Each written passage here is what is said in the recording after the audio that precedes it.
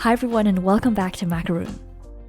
I'm sure you've all seen videos of people making chocolate bars using M&Ms and popits, so I figured why not try this for squishies as well. Popits are basically silicone molds and they work perfectly with all types of resin. So in this video, I'll show you how to make some cute animal squishies using a dimple and 2 different sized popits. The first thing to do is check that you're using the correct side.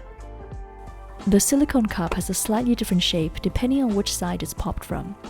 You can see this quite clearly with the dimple. To get a perfectly round shape, you want to pour your liquid into the side that has a sharper ridge around the outer edge of the circle.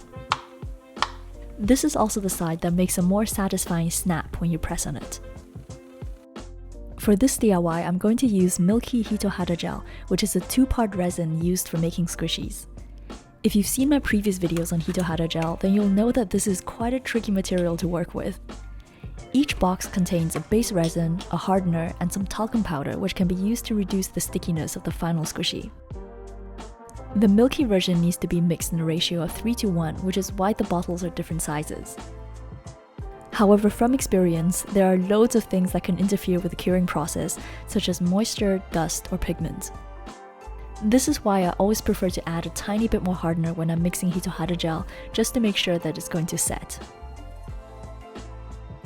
So even though my squishy tutorials are marked as kids content because of YouTube's copy policy, it's worth mentioning that Hitohada Gel isn't a toy.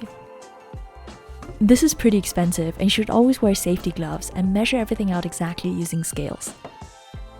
I'm starting with 12 grams of base resin because this is an easy number to divide by 4 since our mixing ratio is 3:1. However, as mentioned earlier, I always prefer to add a bit more hardener, so instead of going up to 16 grams, I'm going to go up to 18 grams. Now just give this a good mix until both resins are combined. If you're going to use a large dimple as a mold, then be sure to stabilize one side so the liquid stays level. Then pour in your resin and leave it to cure. Next, I'm going to make a batch of pink resin using a special pigment designed for Hitohada Gel. The color is incredibly intense, so you only need the tiniest bits to create pastel shades. I'm filling up another dimple to make the head, and then some medium popit cups for ears. While filling popits, try to keep the liquid level with the lower edge of the mold.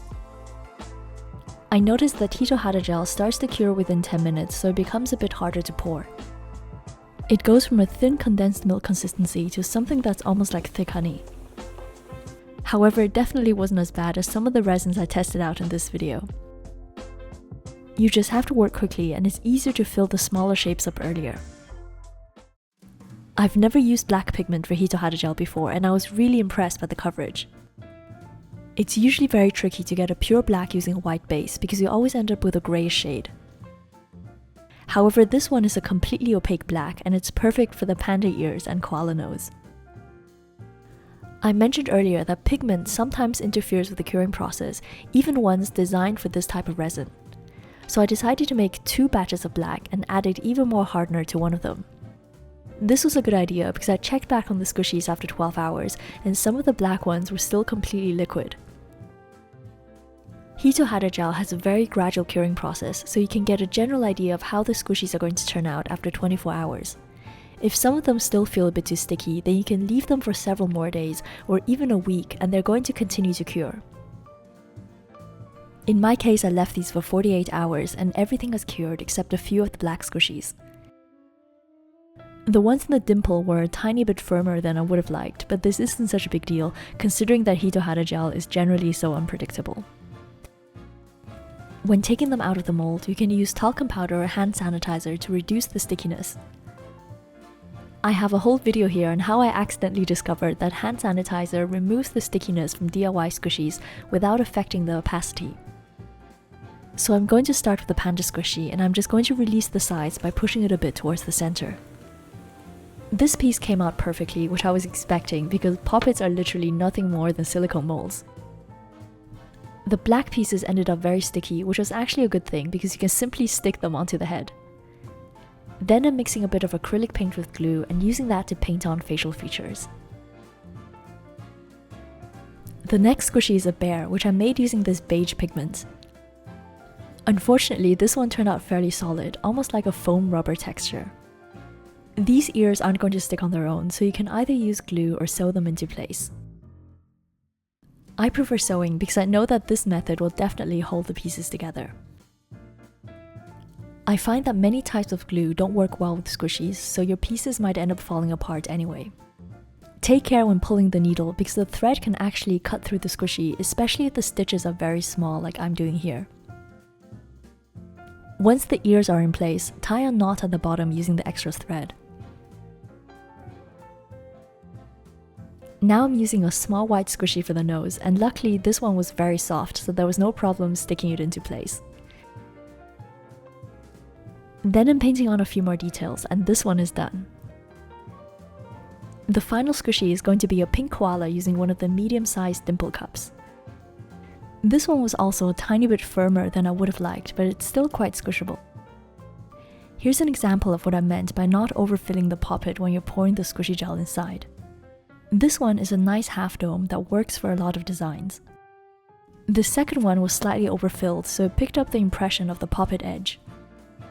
This obviously doesn't look very nice, and it's also hard to incorporate into other designs. This pink squishy was just sticky enough to stay in place, so I decided not to sew it. I simply added a small black squishy for the nose and painted on the eyes. So now we have all three designs, and these are great fun to do if you have lots of fidgets at home.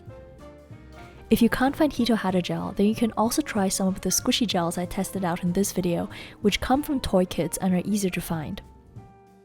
And of course, you can make these using any type of resin, clay, chocolate, candy melts, or even pudding. I had loads of mini squishies left over, so I experimented with sticking them together to make some macaron shapes.